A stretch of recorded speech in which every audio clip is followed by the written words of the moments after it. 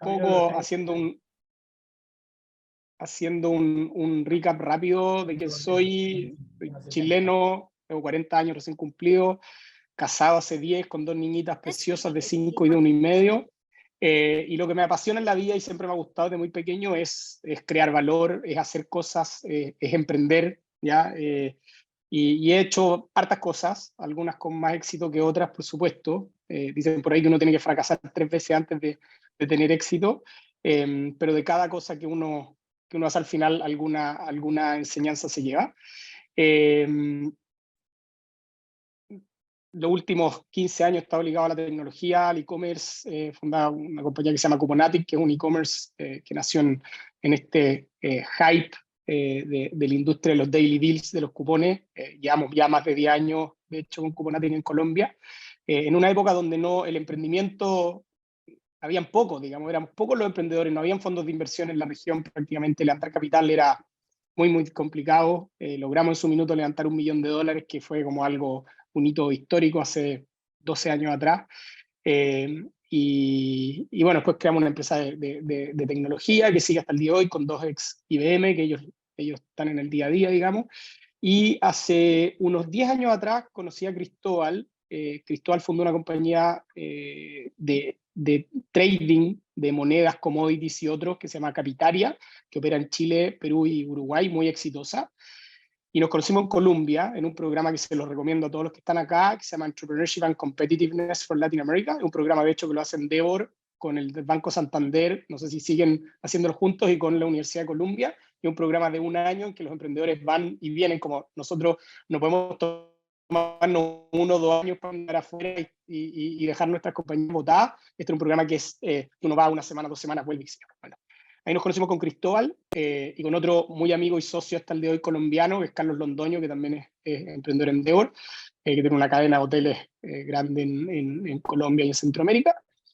Y Cristóbal, para hacerle la historia corta, yo vendí parte de Cuponatic en esa época a una empresa sueca, perdón, y con ese capital invertí en algunas compañías y entre ellas Cristóbal me invitó a invertir en Capitaria. Nos hicimos amigos entre el directorio y un par de años después, Cristóbal, año 2016 más o menos, Cristóbal fue a Londres a ver lo que estaba pasando en el ecosistema fintech, y para los que están en fintech acá, saben que una de las, digamos, de las mecas de fintech viene de allá, el año 2016, recién compañías como Revolut entrando al mercado, Wise llevaba unos 4 años, y bueno, y volvió muy entusiasmado de lo que estaba haciendo la tecnología para la industria financiera. Si recordamos, la industria financiera no ha tenido grandes cambios en los últimos probablemente 50, 60 años, desde que los core bancarios están escritos en un lenguaje que se llama COBOL de hace muchos años atrás. Y me llama un domingo en la noche, nosotros nos íbamos a tomar un año medio sabático con mi señora, porque habíamos tenido un año difícil y nos íbamos a ir a Estados Unidos. Y Cristóbal me llama y me dice, no te vayas a Londres, o sea, no te vayas a Miami, vámonos juntos a Londres y montemos un banco global desde UK hacia la TAM. Bueno, historia corta, partimos el año 2017, estuvimos 2 años en Londres, y para contarles por qué fundamos Global 66. Nosotros estamos convencidos que la industria financiera no está cumpliendo su rol en Latinoamérica. El rol de la industria financiera es potenciar a las personas y a las empresas. Y si miramos los grandes números, por ejemplo, un país como Estados Unidos tiene 330 millones de habitantes y hay más de 5.000 bancos. En Latinoamérica somos 660 millones de personas, más de 10 millones de pymes, y hay menos de 300 bancos. ¿Ya? O sea, hay 35 veces más bancos por persona en Estados Unidos que en la TAM. 50% de la población en Latinoamérica no está bancarizada, está subbancarizada. Y los bancos de Latinoamérica son los más rentables del mundo, por lo mismo. Ya hay pequeños oligopolios en varios de los países en los que nosotros estamos, y eso dificulta al final, probablemente todos los que estamos acá, o la gran mayoría, hemos sufrido desde la apertura de una cuenta, operar globalmente en distintos países.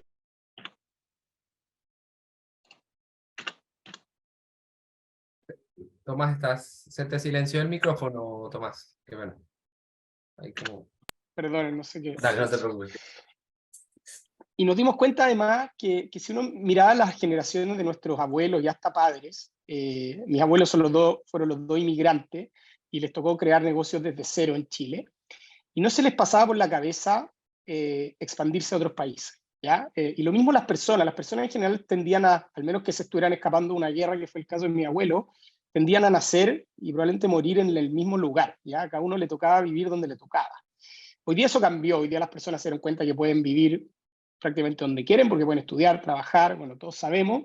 Y también las empresas, probablemente todos los que estamos acá, fundamos nuestras startups pensando en cómo las hacemos globales desde el minuto uno, ¿ya? Y hoy día no existe un banco que, que, que, que nos ayude en ese proceso y que nos banque literalmente esa expansión por Latinoamérica y por el mundo, ¿ya? Y por ende en Global 66 con Cristóbal nos propusimos construir el primer neobanco global de Latinoamérica y hacerlo potenciando a las personas y a las empresas, siendo transparentes, que sea fácil el acceso, con un UX UI bueno, con un servicio al cliente que no tenga que pasar por 20 números de la grabadora hasta llegar a la persona que necesito contestar. Hoy día tenemos un servicio por WhatsApp que en un par de minutos en general contestamos a nuestros clientes. Esa es la génesis de Global 66. Partimos hace un poquito más de 4 años atrás.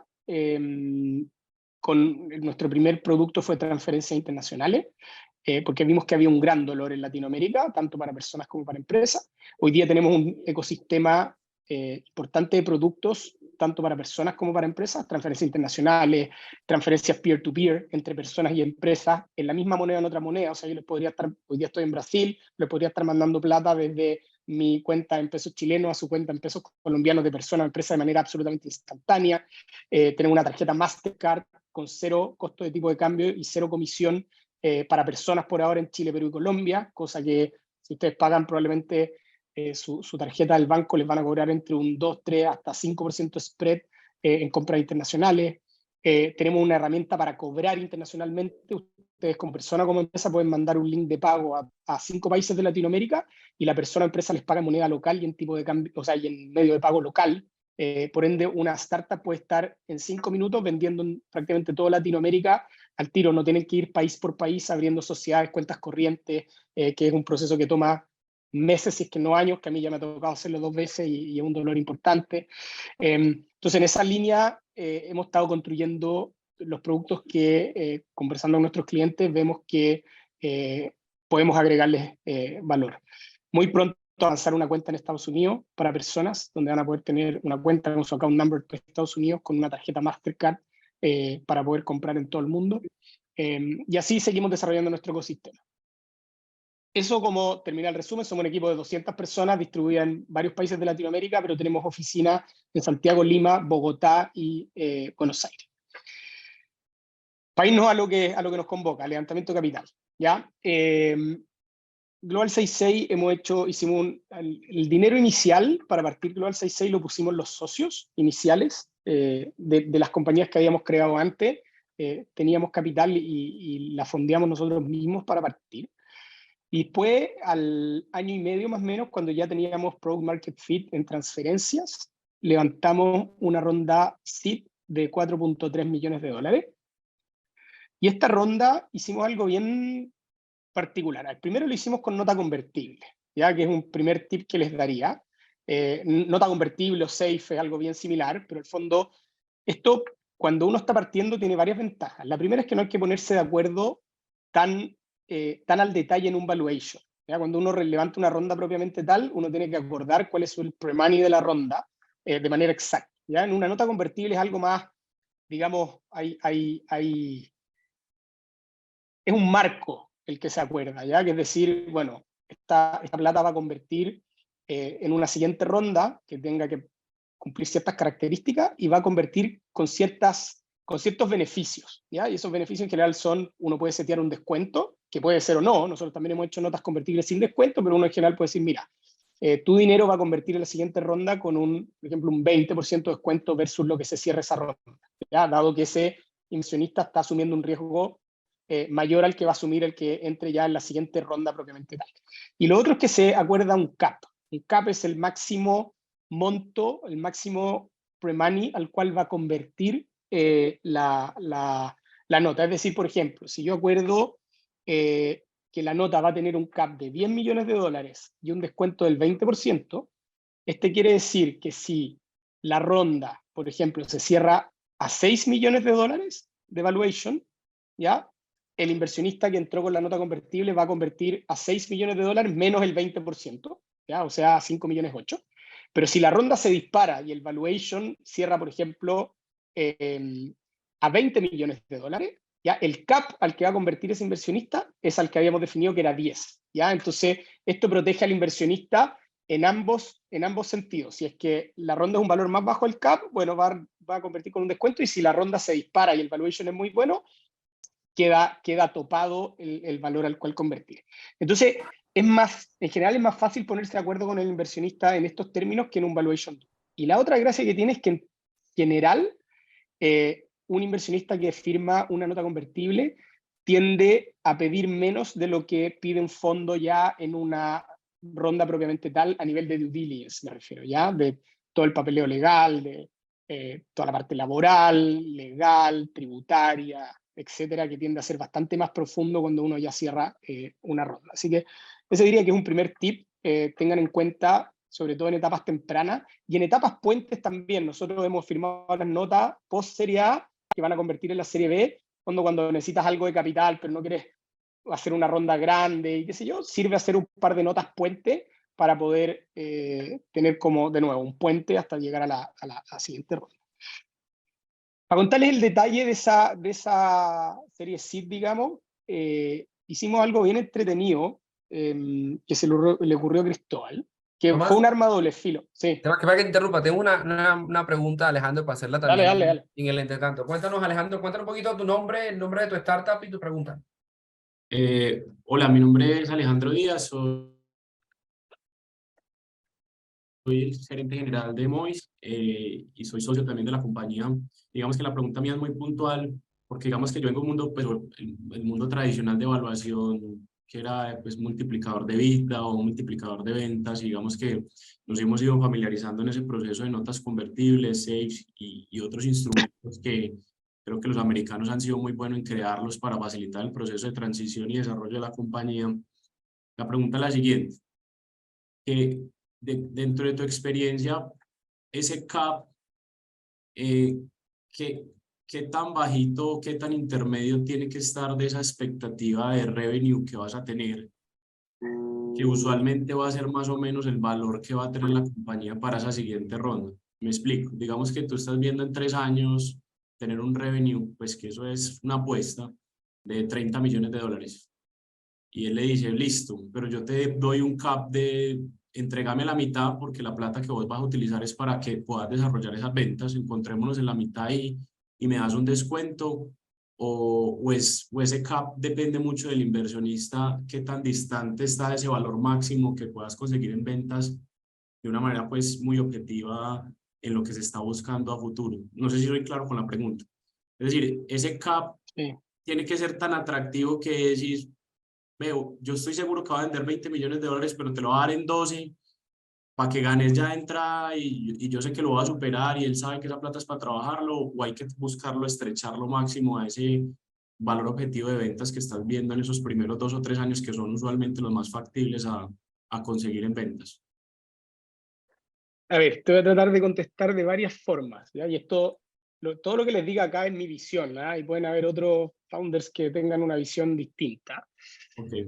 Lo primero es que cualquier acuerdo, ya sea de nota convertible, de ronda, de todo, en una negociación entre personas, al final del día es cuánto estás dispuesto a dar tú y cuánto estás dispuesto a pagar el otro. ¿Ya? No, en la matemática, claro, la matemática sirve como apoyo para tomar decisiones, o para tener información, pero no siempre es no es tan by the book como cuando uno hace un valuation ya de una compañía más madura que tiene el discounted cash flow o múltiplos de EBITDA. Esto diría que es mucho más un arte, y al final el cuánto está dispuesto a dar cada uno y si estamos dispuestos a encontrarnos algún punto o no, que algo tan exacto, ¿ya? Eso es lo primero. Lo segundo, y antes de contestarte la pregunta más concreta, es yo nunca busco, o mi principal objetivo de una ronda nunca es maximizar valuation, ¿ya? Evidentemente no quiero vender la compañía barata y voy a buscar un valuation que sea justo, pero siempre he creído que el valor, es mucho más importante el valor de conseguir al partner correcto y que me acompañe en la visión. Nosotros sabemos que construir un banco en toda la región nos vamos a demorar 10 años, al menos, ¿ya? Y por ende, yo no quiero un inversionista, un fondo que quiera liquidar su posición en 2, 3 años más, ¿ya? Porque va a ser un problema. Si lo quiero liquidar, probablemente haré la alternativa, pero yo quiero un inversionista que tenga la visión, la espalda, el mandato de sus LPs, de sus inversionistas, de los que le pusieron la plata, para poder ir en el largo plazo con nosotros, ¿ya? Entonces, para mí eso es más importante que ceder un par de puntos más o menos en la compañía. Porque al final del día también, un poco mi análisis es si yo termino teniendo el 20, el 50 o el 5% de una compañía, que yo estoy aquí para hacerla, para sacarla del estadio, para llegar al Everest, que ahí me preguntaba Hernando, que ya les voy a contar. Yo no estoy para hacer una compañía pequeña, ya para eso si no, para eso me quedo en la casa con mis niñitas. Entonces, en la práctica, no el dinero al final. De nuevo, y eso a mí, yo no estoy haciendo esta compañía por dinero, lo estoy haciendo porque de verdad creo que hay un dolor muy importante en Latinoamérica y queremos ayudar a las personas y a las empresas en eso. Entonces, al final del día, si logramos nuestro objetivo, el equity que yo tenga, un poquito más, un poquito menos, igual debería ser mucho dinero. Y de nuevo, yo no soy alguien que no te quiero tener un jet ni un yate, o sea, con que mi familia viva bien y hacer lo que a mí de verdad me gusta y motiva, estoy pagado. Entonces, pero es mi visión, hay otros que quieren maximizar hasta el último peso, digamos, el valuation de la compañía. Es solo para transmitirte mi visión, ¿ya? Y a ver, uno tiene que entender aquí, vamos a entrar en algo más, que era uno de los tips que les quería transmitir más adelante, pero ya que estamos en esto, entremos. Se enfrenta a un inversionista, es muy importante entender el mix entre cuánto dinero uno está saliendo a levantar y el valor del mercado. ¿Ya? ¿Qué quiero decir con esto? Y que yo lo aprendí, para serles sincero, lo aprendí en la mitad de la Serie A. Cuando ya estábamos lanzados en la Serie A, lo aprendí ahí. El inversionista en general, estamos hablando de una ronda completa, no una nota convertible, ¿ya? Pero el inversionista en general va a buscar tomar entre un 15 y un 25% del equity de la compañía por ronda, más o menos, ¿ya? Entonces, si yo salgo y digo, quiero, por ejemplo, levantar $2 millones, ¿ya? Yo implícitamente le estoy poniendo un valor a la compañía de en torno a $8 millones, porque $1 millones de pre-money más 2 de capital son 10 post-money, o sea, el inversionista se queda con 2 de 10, se queda con 20% de la compañía. Ya más o menos, estoy dando números gruesos. Ya, entonces, tengan mucho ojo que cuando ustedes dicen cuánto dinero quieren levantar, implícitamente le están poniendo un valor a la compañía. Dentro de un rango, por supuesto. ¿Ya? Ahora, ¿cómo? Y después hay que cruzarlo con una tercera cosa. ¿Es ese valuation potencialmente sustentable y defendible o no? Y ahí entra un poco en lo que dices tú, Alejandro, porque tú hablas cómo se correlacionan las ventas con el valuation, ¿ya? Que efectivamente uno en ciertas etapas y en ciertas industrias sí y en otras no tanto, ¿ya? Pero en empresas más maduras en general sí, ¿ya? Uno puede ir al mercado abierto, digamos, a la bolsa, y ver más o menos cómo se está transando una compañía similar a la mía, más grande, por supuesto. Entonces, ¿cuántas veces venta? O sea, si se está transando, por ejemplo, en una vez venta. ¿Ya? Entonces, ahí yo puedo hacer una relación de decir lo que dices tú. Mira, si voy a estar vendiendo $30 millones y en esta industria se están transando, por ejemplo, en 2 veces venta, ¿ya? O sea, más o menos mi valuation podría ser de en torno a $60 millones. Ahora, en general, las compañías abiertas en bolsa tienen un premio por liquidez en torno al 20-30%, entonces se lo puedo castigar un poco, ya. Puedo optar a $50 millones, por ejemplo, ¿ya? Entonces, yo quiero levantar $10 millones, bueno, entonces eso más o menos entra en el rango, ¿ya? Entonces, uno se puede hacer una idea ahí. Ahora, en general, el inversionista no te va a querer pagar el valor de 3 años más, te va a querer pagar el valor de hoy día o quizá máximo de los próximos 12 meses, ¿ya? Como eso es lo que se usa, como el last 12-month trailing revenue o next 12-month trailing revenue, que es cuánto debería estar vendiendo esta compañía en 12 meses más y más o menos ese valuation te pago. Hasta ahí llega. Sobre todo hoy día que los mercados están mucho más revueltos y los inversionistas están jugando mucho más seguro en ese caso, quieren compañías que tengan un modelo de negocio más claro, que estén más, podemos hablar de eso más adelante, pero no sé si te contesté más o menos la pregunta. Sorry, me alargué, pero quise tocar los puntos que creo que son claves. Sí, sí, no, yo creo que está claro y es entender cómo, porque estamos como en una etapa donde ya uno cumplimos un hito, pues fue del $1.000.000, pero lo que hay que construir para llegar a esa siguiente etapa, o sea, el revenue actual suena muy fuerte la inversión que estamos buscando en ese momento, entonces es entender cómo con esos mecanismos no ser esa empresa que busca un inversionista y decirle mira, tu plata va a ser solo para trabajarla y no te vas a anticipar al valor actual de la compañía, pero tampoco dejar por fuera mucho valor. Y eso ha sido como la conversación que he llevado como inicialmente dentro del negocio, porque pues venimos de inventar 1.500 veces las ventas, pero todavía no es lo suficientemente grande porque las siguientes inversiones cada vez son más grandes y hay que saberlas sustentar durante ese proceso. Pero sí me queda claro como ese valor del mercado, ese CAP, tratar de encontrar ese socio ideal y usualmente lo que me han dicho es también esa persona tiene mucha experiencia invirtiendo y te va a llevar a un mundo muy razonable si le cree al propósito de la compañía. Es verdad. Y lo último que les puede servir a varios también, no sé la naturaleza bien de tu compañía, pero a veces cuando uno necesita mucho capital que puede ser garantizable, las compañías lo que hacen es levantar una parte en equity o en notas convertibles y el resto en deuda, ¿ya? O sea, por ejemplo, no sé, compañías que hacen lending, levantan una parte en equity y el resto levantan deuda que no los diluye, pero les sirve ese capital de trabajo, digamos, para prestarle el dinero a otras compañías o, no sé, las que tienen que comprar ciertos activos, maquinaria o lo que sea, puedes tener deuda en el fondo aparte para, digamos, no diluirte tanto, ¿ya? Para seguir en el... ¿Sí? ¿Alguien quería preguntar algo? Carlos, cuéntanos. Dale. Muchas gracias. Mi nombre es Carlos Andrés Rivera, yo soy el CEO de You Internet. Nosotros estamos conectando a los latinoamericanos a Internet de una manera inalámbrica, es decir, estamos cerrando esa brecha digital que hay hoy de conectividad. Tomás, ahorita hablaste un poco sobre el tema del runway y pues a nosotros nos han dicho mucho que ahora pues 12 meses es poco, que de pronto subirlo a 18, 20 meses. Nosotros estamos en eso. ¿Qué opinas en este momento? ¿Sería bueno hacerlo así a 12, 18, 20? Pues, ¿qué es mejor? ¿Qué están viendo mejor por tu experiencia? Sí. A ver, más siempre es mejor, ¿ya? 12, el problema de 12 es que 12 es mañana. A veces hay una ronda promedio, te toma 6, 8 meses levantarla, estoy hablando desde que partes hasta que está la plata en tu cuenta. Si es que uno la logra levantar, que hoy día sabemos que está difícil, entonces, o sea, si tienes 12, yo haría un plan ya para aumentarla a 18, ojalá 24, y sí, de todas maneras. O sea, Sí, nosotros con menos estamos de a 20. 18, Nosotros 20, estamos a 20, desde 20 también. pero nos dicen como que no, ¿y por qué tan lejos? Entonces no sabe uno ni qué hacer. Eso no hay como que... No, 20, o sea, en mi visión, para mí primero está dormir tranquilo.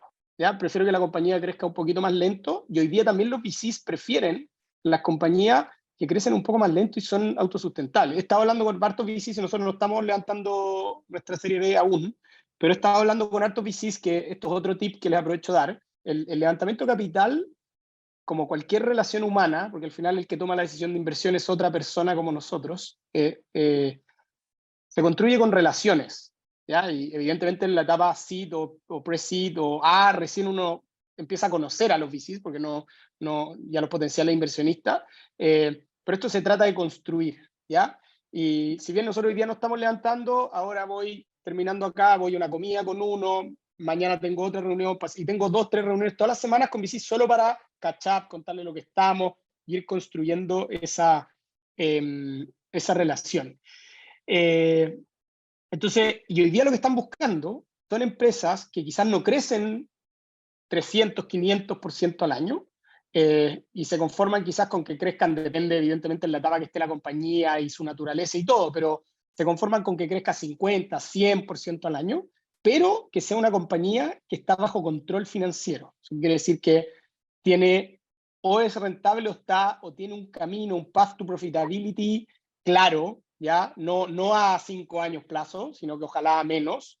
Y ojalá que la compañía sea autosustentable, al margen de que, por ejemplo, Global hoy día es una compañía autosustentable. Hace 8 meses atrás no lo era. Hoy día lo es porque trabajamos para que lo sea. Y podríamos, si quisiéramos, nunca más levantar capital y sobrevivir. Por supuesto que vamos a crecer más lento. Queremos volver a levantar capital porque creemos que tenemos una oportunidad grande. Entonces, pero si uno logra, y ahí hay un no sé si han leído al founder de Y Combinator, ¿cómo se me fue el nombre ahora? Si alguien me ayuda, Paul Graham, ¿ya? Si han leído los essays de Paul Graham, se pueden leer, creo que tiene una página directa, paulgraham.com, o buscan founder de Y Combinator, y tiene un essay que habla de default dead o default alive, ¿ya? Y es una fórmula bien fácil, dependiendo de cómo uno está creciendo, cuánto capital le queda, etcétera, de si uno está por definición muerto o por definición vivo, ¿ya? Mi recomendación sería, revisen esa fórmula y preocúpense de estar lo más posible default alive y manténganse default alive, porque eso es lo que va a eso es lo que va a asegurar la sustentabilidad de su compañía en el largo plazo versus no, ¿ya? Y pueden crecer un poco más lento por ahora, no va a haber problema. Si tienen una compañía con buenos unit economics, con buen equipo, que es sustentable, si yo, no deberían tener, deberían ser una compañía candidata a levantar capital sin problema. Muchas gracias. ¿Ya? Bien, si quieren déjenme cerrar la idea de la serie SEED, cómo lo hicimos, que creo que es interesante. Entonces a Cristóbal se le ocurrió esta idea, que fue un arma de doble filo, pero que no funcionó.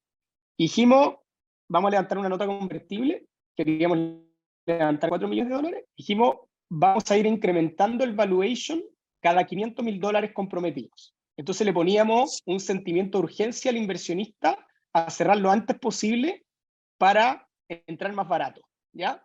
Y no funcionó. Entonces los primeros $500,000 entraron, no sé, un valuation de $10 millones, o perdón, con un cap de 10. El siguiente con un cap de 10,5, el siguiente con un cap de 11, y así, y logramos cerrar la serie SEED como en 3 semanas con esa metodología, ¿ya?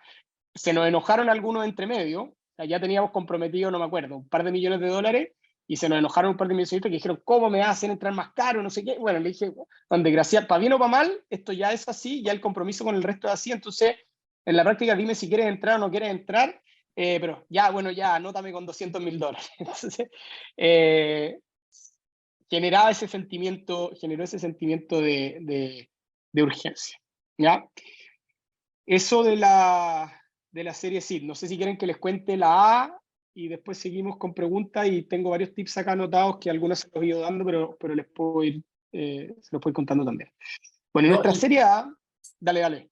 Dale, no, te iba a hacer como un quote en el intermedio para el resto, para tener, digamos, aprovecharlo como con las preguntas y con la experiencia que tienen, pues claramente hay algo también como para profundizar ahí, Tomás, y es claramente el tema del levantamiento de capital para una fintech con este esquema equity más deuda, de cómo manejarlo, pero también en una etapa pre-seed, sobre todo en el entorno actual, cuáles serían como esos pasos que podríamos dejarlo ya más para el cierre como de recomendaciones. Yo creo que para resaltar ese tema de la construcción de confianza, el proceso de levantamiento pareciera sencillo, por así decirlo, que salir a levantar $4 millones, pareciera como no, pero como así lo hizo, pero ¿qué había hecho previamente Tomás y qué había hecho anteriormente el equipo para poder haber construido esa relación de confianza que les permite a ustedes poder levantar una ronda pre-seed de $4 millones? Y eso no es un ejercicio de que yo mañana me levanto y quiero levantar esa plata, porque no funciona de esa forma. Bien, buena pregunta. A ver, lo primero, y volvemos a algo que ya hemos tocado un par de puntos, volvemos a la confianza. ¿Ya? Estos siguen siendo relaciones de personas. Y los fondos, personas, inversionistas, ángeles o quien sea, invierten en personas. Entonces, el transmitir confianza como emprendedores y como equipo es el desde para empezar cualquier conversación, ¿ya? Nosotros gracias a Dios con Cristóbal habíamos hecho cosas ya en Chile, sobre todo en Latam, pero en el resto de los países no nos conocían mucho. Pero digamos que teníamos una buena reputación en Chile. Entonces, de hecho, uno de los que puso más dinero en nuestra ronda seed fue una persona que yo había conocido años atrás en mi primer emprendimiento, que él trabajaba para el fondo de Private Equity, que era un emprendimiento con la industria de los cines, era desarrollar un software para la industria de los cines, y él trabajaba en el fondo de inversión dueño del cine. Y cuando estábamos levantando la serie seed, sacamos una pequeña nota en el diario, por PR Free Press, digamos, y él vio que yo estaba levantando capital y me llamó al tiro, ¿ya? Me dijo, bueno, puta, yo tengo un grupo inversionista y estamos buscando fintechs y, puta, te conozco, confío en ti, no sé qué, y él fue uno de los que puso uno de los 2 cheques más grandes. El segundo cheque más grande también fue pura confianza. Fue, como les conté, nos fuimos con Cristóbal a Londres a montar Global 66, a conocer de la industria y todo, a hacer nuestros primeros partnerships. Y estando allá, un amigo mío del colegio, que ni siquiera era tan amigo, estaba en otra generación que yo, estaba haciendo un MBA allá en LBS, en London Business School, y un día nos invitó a comer a su casa con mi señora, y había otra pareja amigo de él, que también era chileno, y resulta que él era de una familia de mucho dinero en Chile, y nos hicimos amigos. Y le empezamos a contar lo que estábamos haciendo y nos seguía los pasos de lo que estábamos haciendo con Global 66 y le encantaba. Entonces, siempre nos dijo, cuando ustedes necesiten capital, por favor, llamen.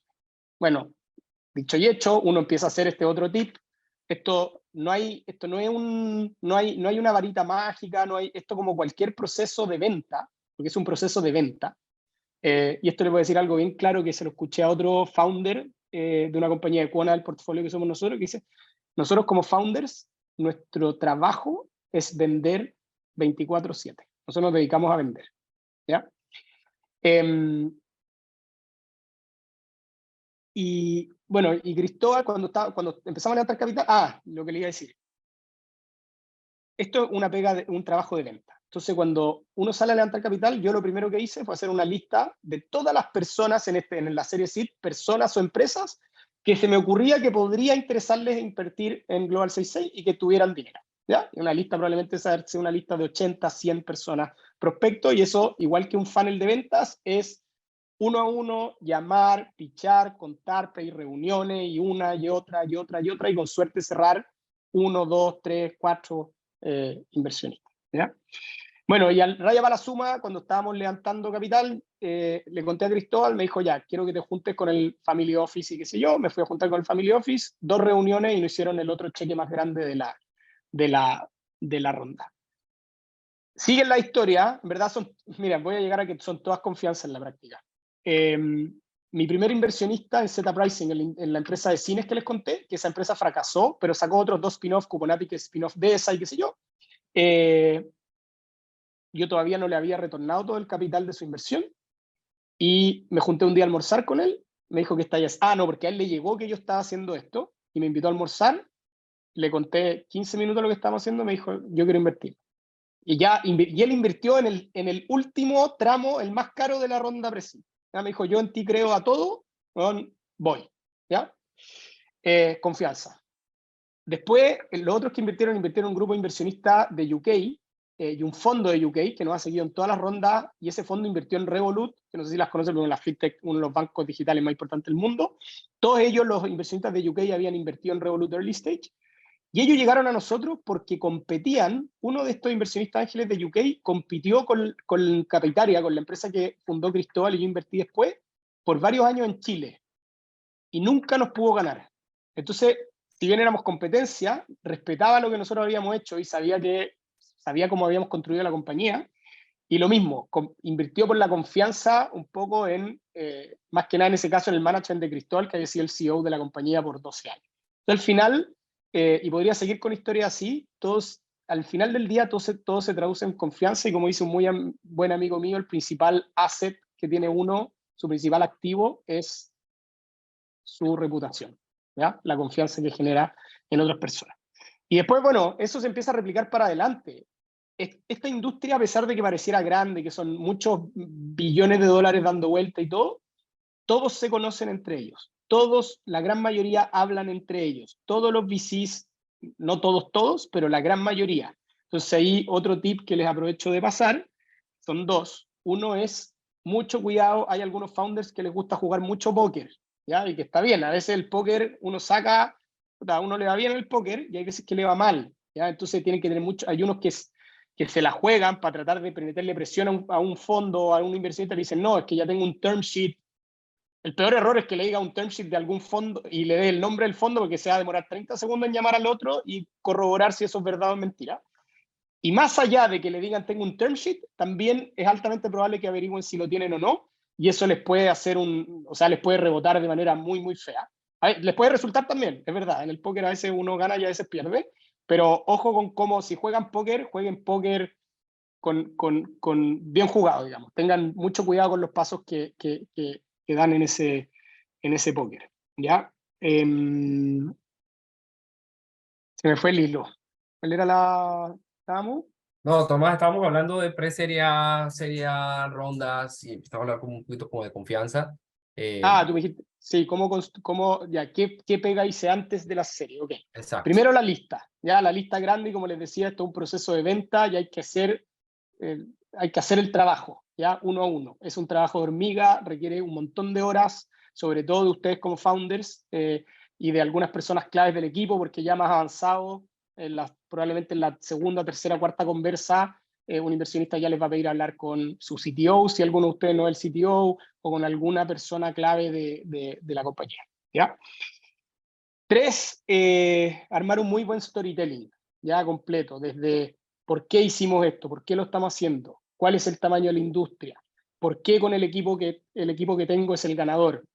Lo número 1, de nuevo, volvemos a en qué invierten los inversionistas. Los inversionistas no invierten en proyectos. Todos, si usted le pregunta probablemente a cualquier inversionista del mundo, y ustedes le ponen un proyecto tipo A, llamemos A por A, muy, muy bueno, con emprendedores y equipo tipo B, versus un proyecto con emprendedores tipo A y proyecto tipo B, todos se van a quedar con emprendedores tipo A, proyecto tipo B, porque confían en que con los emprendedores y el equipo tipo A, si el proyecto es B, van a lograr pivotearlo a un proyecto A, y viceversa no es el caso, ¿ya? Entonces, tener un equipo, el equipo tiene que ser muy sólido, tiene que estar preparados para esto, muy alineado, el storytelling, saberse las métricas para adelante y para atrás, son muy importantes a nivel de métricas, tener muy claro cuál es su CAC, cuál es su LTV, cuál es su LTV a CAC, cuál es su payback, cómo se comportan sus cohorts. Les van a pedir los inversionistas ya más adelante, y los de verdad buenos le van a pedir probablemente su base de datos histórica y les van a analizar cohort por cohort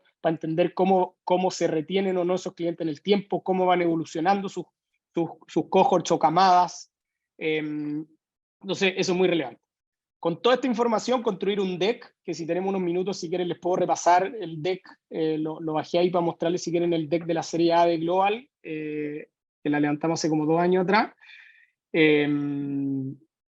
Eso, y después, bueno, después viene el después, podemos hablar después del después, pero... Y lo otro es tener una compañía en la etapa de ustedes medianamente ordenada. Ya nadie, ni un inversionista en la etapa que están ustedes, va a esperar que tengan estados financieros auditados por una Big Four y que todo no tengan ni una cosita a nivel laboral, ni legal, ni nada, pero tampoco esperan que tengan un total desorden ya a nivel de recursos humanos, de contratos, a nivel tributario, a nivel de contabilidad, a nivel de estado financiero. Ya tienen que tener algo medianamente ordenado. Eso te diría que es lo principal. Y otra cosa bien relevante, estoy aquí viendo mis notas, es conocer a su cliente. Ya les van a preguntar mucho por quién es su cliente, cuál es su dolor, por qué, y tienen que conocer al cliente. Ojalá ustedes mismos hablen con clientes y tengan historias para contarle, anécdotas, bien de primera persona. Y lo otro que siempre tienen que tener en cuenta antes de levantar el inversionista busca multiplicar su plata por 10 y por 100 veces. Entonces, ustedes de verdad se tienen que creer el cuento que pueden hacer que ese valuation que ustedes definieron se pueda multiplicar en esos rangos, ¿ya? Y tener muy bien pensados los argumentos de por qué, de qué es lo que van a hacer para multiplicarla todas esas veces, de por qué ustedes lo pueden hacer, tienen las capacidades para hacerlo, ¿ya? Por supuesto que tienen que conocer su competencia para adelante y para atrás, por qué ustedes son mejores que ellos. Por ahí dicen que uno, Peter Thiel lo dice, uno tiene que hacer cosas que uno esté convencido que puede hacerlo al menos 10 veces mejor que la competencia, ya sea porque mejora mucho los precios, la experiencia, una mezcla, etcétera, ya el producto. Eso te diría, Hernando, para contestar la pregunta, que son como las, digamos, el checklist que yo haría a salir cualquier ronda, teniendo bien claro los timings. Ojo, el salir a levantar capital y no poder levantarlo es muy duro en todo sentido, ¿ya? Por un lado uno se quema un poco, porque todos saben al final que uno salió a levantar la ronda, a nivel de inversionistas me refiero, ¿ya? Y que no fue capaz de hacerlo. Entonces uno se quema un poco en la red de inversionistas. Y para el equipo, para usted mismo y para el equipo, es sumamente frustrante la cantidad de tiempo que uno le invierte. Y entonces uno tiene que estar bien convencido de que tiene las métricas, de que tiene el equipo, de que el valuation que está pidiendo es razonable, según lo que hablamos hace un ratito atrás. Todo eso tiene que pensarlo muy bien y tenerlo bien alineado para salir a decir que está levantando capital. Tener conversas antes, el ideal es empiecen a conocer a los inversionistas antes de llegar a la ronda. O sea, y ahí podemos hablar otro tip. El ideal de llegar a un inversionista es a través de otro founder en el cual ese fondo haya invertido, ¿ya? Porque, de nuevo, volvemos a la confianza, porque ese fondo ya confía en ojalá que al founder le esté yendo bien, por supuesto. Es el mejor de los casos, ¿ya? Pero el fondo ya conoce a ese emprendedor, confía en ese emprendedor. Entonces, si yo le estoy recomendando al fondo, yo como founder de un fondo no me voy a quemar por recomendarle a alguien, y eso es otro tip, no lo hagan, no se quemen por algo que ustedes no le tienen mucha fe, ¿ya? Porque al final se van a quemar también ustedes. Entonces, recomendarle si la intro la logran hacer por un founder que ese fondo invirtió, es la mejor intro. Si el founder conoce al fondo pero no han invertido, es un buen camino, segundo mejor, diría, ¿ya? O cualquier, digamos, o que otro fondo, eso es lo que empieza a pasar. A nosotros nos pasó, de hecho. El fondo que lideró nuestra Serie A nos lo presentó otro fondo que no lideraba. Entonces dijo, mira, yo pongo hasta 2, 3 millones de dólares, pero te voy a presentar estos otros fondos que sí podrían liderar tu ronda. Y así llegamos. Entonces, también cuando termina una conversa con un fondo, pídanle referidos, que otros fondos referidos como para co-invertir o para que puedan, si no lideran, para que puedan liderar, etc. Entonces, esa es la manera de tratar de llegar a los fondos. Aprovechen, o sea, antes de salir a una ronda, asesórense, pidan ayuda a Endeavor, a personas, a otros founders que hayan pasado por etapas más adelante que la de ustedes, que hayan pasado por eso, que les revisen el deck, ojalá que le hagan un par de sesiones, digamos, de preguntas duras, de sparring, que les traten de destruir la presentación, que le hagan las preguntas que ustedes no quieren que les hagan, pero se las van a hacer. O sea, todas esas preguntas que ustedes no quieren que le hagan, se las van a hacer y tienen que tener una respuesta preparada para esas preguntas. Lo otro que hicimos nosotros, en la medida que empezaban a avanzar las conversaciones y nos hacían las preguntas, las íbamos anotando todas y empezamos a construir un documento como de frequently asked questions, de preguntas frecuentes, con todas las preguntas que nos hacían los fondos. Entonces después cuando entramos a nuevas reuniones y nos hacían, bueno, al final con el deck y con el material les compartíamos este documento, entonces ya teníamos bastante construido las preguntas y al final se empiezan a repetir, muchas de ellas se empiezan a repetir, entonces las piensas una vez, las dejas bien escritas y también te las vas quedando tú en tu cabeza. Pero eso, son muchas horas de trabajo y hay que prepararlo bien, son la recomendación. Sí, no, en ese punto, Tomás, uno es una carrera de largo aliento, como muy bien planteas, el rol principal de los founders en este tema de levantamiento, es un ejercicio que no debe hacerse a priori, porque en efecto los temas de confianza son la variable principal en estos ejercicios. Ya has conversado sobre algunos no hacer, o por favor no lo hagas nunca, jamás, de los jamases en levantamiento. Y quisiera, digamos, que cerrar con esa pregunta de mi parte, y si hay alguna otra persona del auditorio, de los que están acá presentes, que tenían alguna pregunta que me pareció ver. Ahorita creo que era Felipe, no recuerdo quién era, o Juan.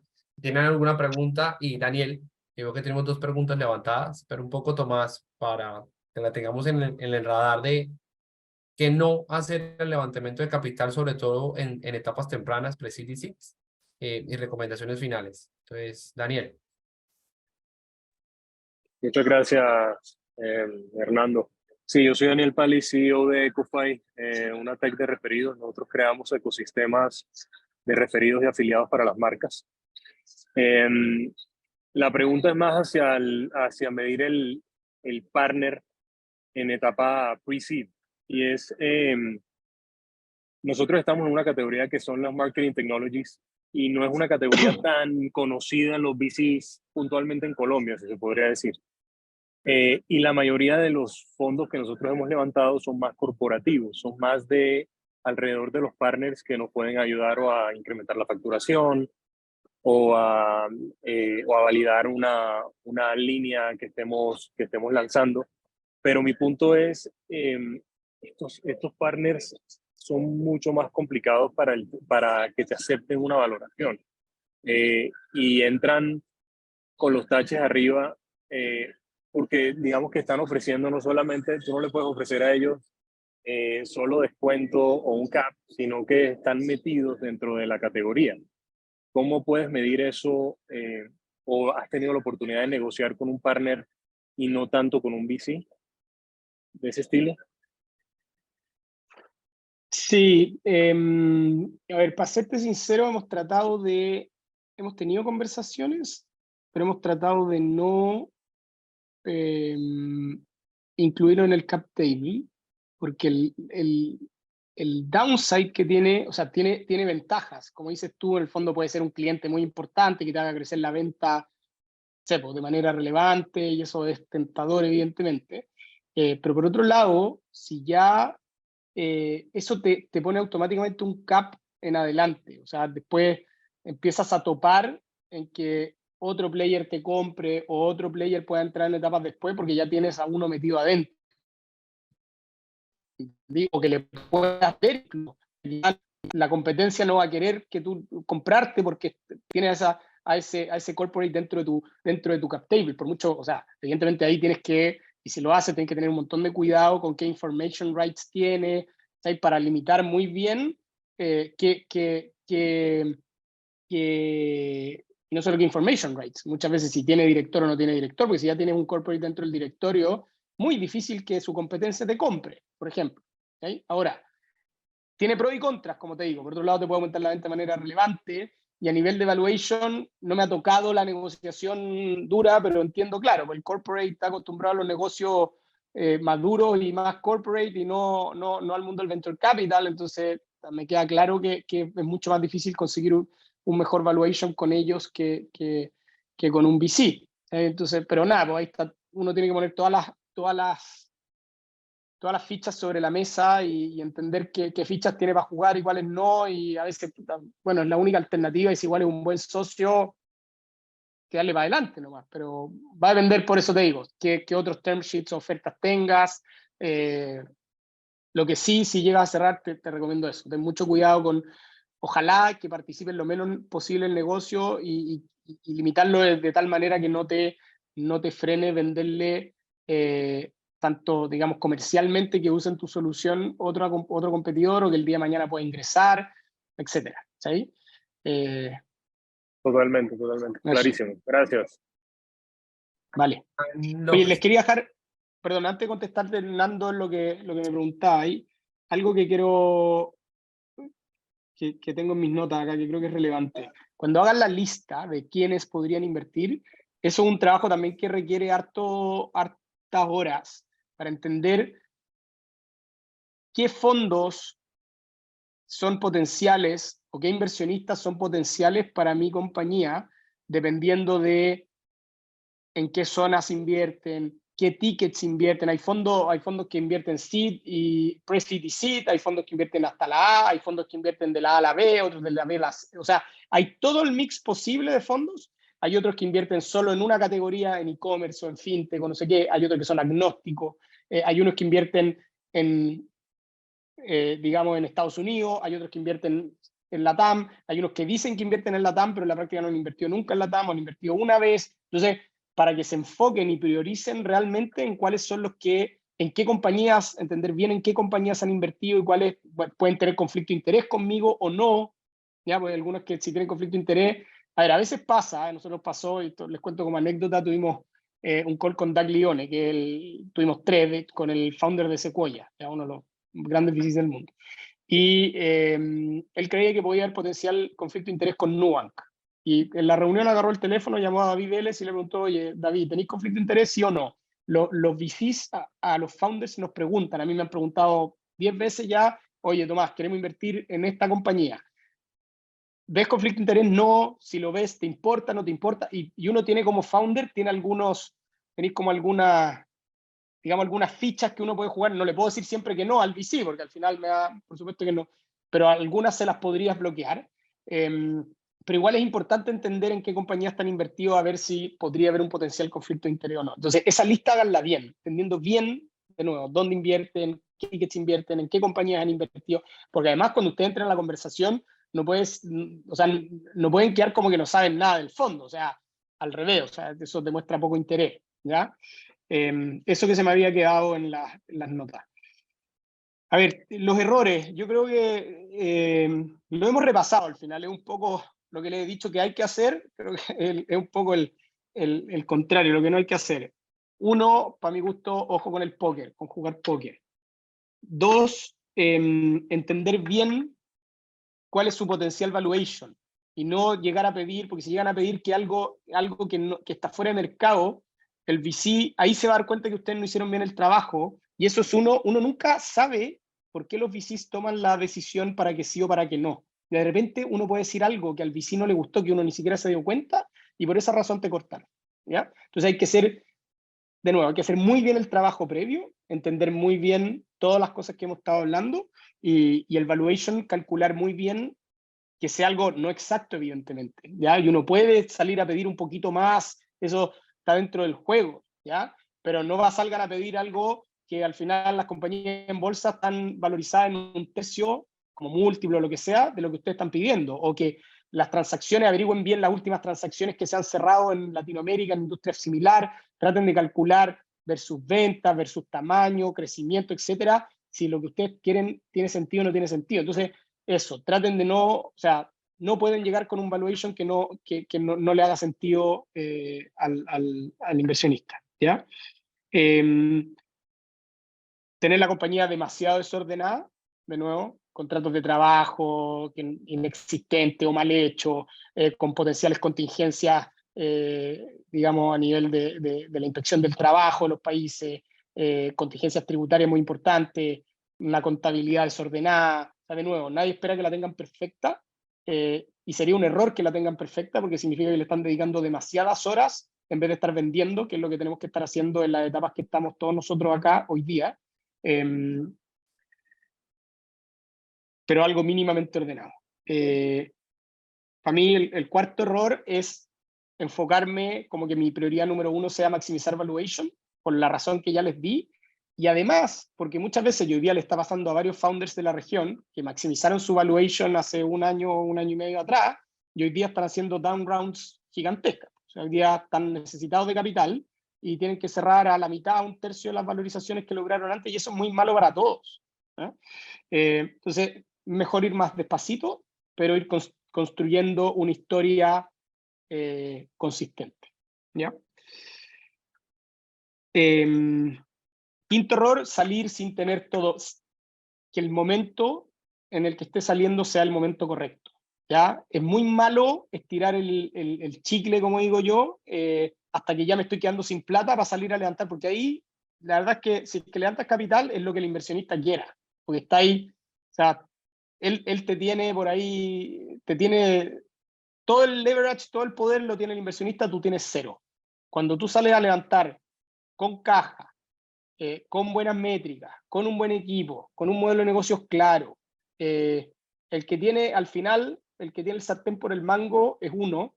Evidentemente uno también quiere la plata y va a trabajar para que esa ronda resulte y todo, pero uno sale mucho más tranquilo a levantar y el inversionista eso lo huele en 2 segundos. En 2 segundos se dan cuenta si el sartén lo tienen ellos o uno, o nosotros como al final siempre el que escribe el cheque son ellos, y gran parte del sartén lo van a tener siempre por el mango ellos, Pero cuando uno tiene la compañía bajo control, tiene caja y todo, se puede regodear más, y probablemente cuando eso ocurre, a uno no le va a llegar un term sheet, le van a llegar varios y se va a poder regodear. Y ahí es más el inversionista el que va a tener que hacer un poco la pega para que ellos sean, para que uno los invite. Entonces, eso. Y el último error, diría, es no construir relaciones, ¿ya? Tampoco tienen que estar volviendo locos a los inversionistas y llamándolos todas las semanas, pero... Y el ideal es que también los inversionistas lo llamen a uno, entre rondas, digamos. Evidentemente, cuando uno ya sale en una ronda, la anuncia, llama a todos los inversionistas que le gustaría tener en el deck, empieza a agendar reuniones, les comparte, etcétera. Pero entre medio, el ideal es que si al inversionista a uno le interesa, por mucho que no haya cerrado en su serie anterior, ese inversionista a uno lo va a llamar de vez en cuando, ¿ya? Y si no, ustedes construyan esas relaciones, ¿ya? Tampoco aquí, ojo que hay un trade-off, porque cada hora que uno le invierte a los inversionistas, se la está dejando invertir algo más, entonces tampoco uno no puede pasarse el 50% del tiempo siempre hablando con inversionistas, pero sí dedicarle un par de horitas a la semana de manera constante, según mi visión, agrega valor, ¿ya? Eso diría que son los principales errores. Súper, gracias, Tomás. Vamos a cerrar con dos preguntas, una de Juan López y otra de Andrés Castillo. Juan. Gracias, Tomás y Hernando. Una pregunta sobre Product Market Fit, sobre todo en el sector fintech. Cuando vos estás en ese sector y, digamos, el monto de desarrollo es grande y conseguir los clientes, o sea, tenés que tener un producto mucho más desarrollado que en una etapa, que un producto que no sea fintech, digamos. Esto por ser financiero, pues, implica unas inversiones más grandes. Y yo sé que tu historia fue de inversión directa de ustedes, la sacaron adelante, y cuando tal vez ya habían logrado el Product Market Fit, hicieron las rondas.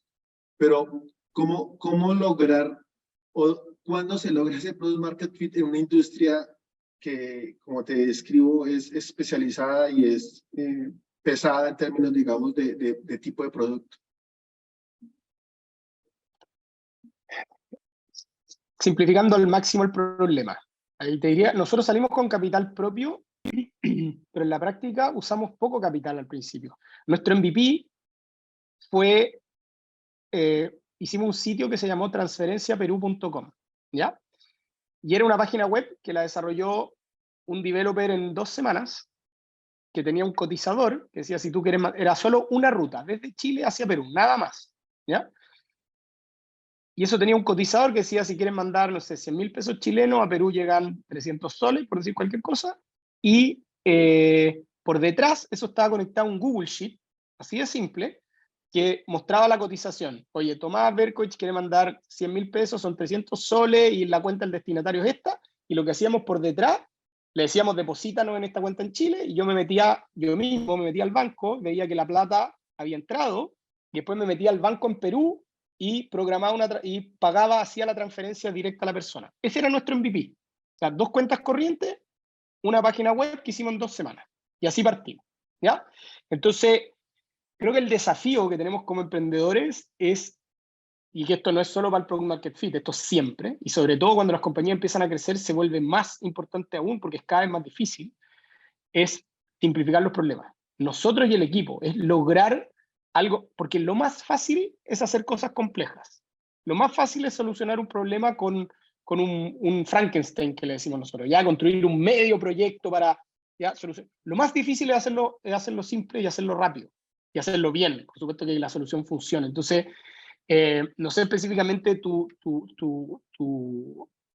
es el problema que estás solucionando, pero el consejo que te daría es tratar de simplificarlo lo más posible. Y lo segundo que te diría es imposible cuando uno está partiendo cumplir con todas las regulaciones o ítems que le van a pedir a uno los bancos. Por ejemplo, nosotros tuvimos una lucha por 2 años y medio con los bancos que nos cerraban las cuentas corrientes todos los días, porque no, al final es un tema comercial, pero que al final se escudan en que compliance no te deja. Entonces te dicen, mira, y te mandan una lista y necesito todo esto va a ser cliente. Por ejemplo, estados financieros auditados por una compañía Big Four, cuando uno lleva 10 meses de operación. Todos saben que los estados financieros se auditan con un ejercicio cerrado. ¿Cómo voy a tener estado financiero auditado si todavía no tengo un ejercicio cerrado? O sea, cosas así. Sacar una regulación puede tomar 2, 3 años. Nosotros sacar nuestra SEDPE, nuestra Sociedad de Depósito y Pago Electrónico en Colombia, nos tomó 2 años y medio. La chilena nos tomó 3 años. Es imposible estar regulado en el minuto cero. Entonces, hay que salir al mercado. Evidentemente, hay cosas que no va a estar en regla al principio. Tiene que empezar a trabajar al tiro en poner esas cosas en regla porque toman tiempo. Pero eso te diría. Y quizás hacer alguna rondita ahí, Friend, Family and Fools, que como le llaman, para levantar el capital mínimo necesario para poder llegar a ese product market fit. Vale, muchas gracias. Gracias, Andrés. Hola, buenas tardes. Tom, me llama la curiosidad cuando dijiste lo de jugar con la valoración, de crear ese sentimiento de urgencia en los fondos. ¿Lo recomienda más en etapa temprana cuando aún de pronto fluctúa mucho esa valoración? ¿Y cómo es tu relación después de los fondos que te dijeron como que no, o de pronto un bloqueo para una futura ronda, quizás se corre el riesgo, o es simplemente parte de No, ello? sí. No, ese juego te diría que es para hacerlo solo en rondas pre-seed o máximo seed y solo con notas convertibles y más que nada con inversionistas ángeles, no con fondos o family offices, no para fondos de inversión. Ya con un fondo de inversión creo que van a ser pocos los que van a aguantar una figura así. Ya, qué bueno que hiciste la pregunta porque creo que es relevante. ¿Ya? Vale, Tom, gracias. Bien. Pues no, con esto, Tomás, cerramos también entendiendo los temas de tiempo que tienes que empezarse ahora por fuera y agradecerte sobremanera, digamos, que hayas compartido con nosotros este conocimiento, digamos, todas estas recomendaciones. Sé que podemos quedarnos muchísimo más tiempo conversando en cada detalle, pero este es el objetivo principal de este programa, Tomás, que estamos de búsqueda de capital, ir incorporando cada vez más conocimiento y que la pregunta de uno le sirva como respuesta al otro. Agradecerte de cara a Endeavor y también a los emprendedores que están aquí participando en este programa, que hayas estado con nosotros en este espacio. No sé si tienes alguna pregunta o un tema más de cierre y con eso terminamos. No, nada, darle las gracias a ustedes, Nando, y a ambas Camilas y a todo el equipo de Endeavor por la invitación. Feliz de participar. Si les quedaron preguntas y quieren conectarse otra vez la próxima semana o la subsiguiente, encantado. Y nada, y invitarlos todos también a que abran su cuenta Global 66. De verdad les va a ayudar, tanto como persona como compañía, a escalar por Latinoamérica, a pagarle a las personas que tengan en otros países, a los freelancers, a pagar todos los servicios online que consuman de Amazon, de Google, lo que sea. Y si me quieren mandar feedback después también, encantado de recibirlo.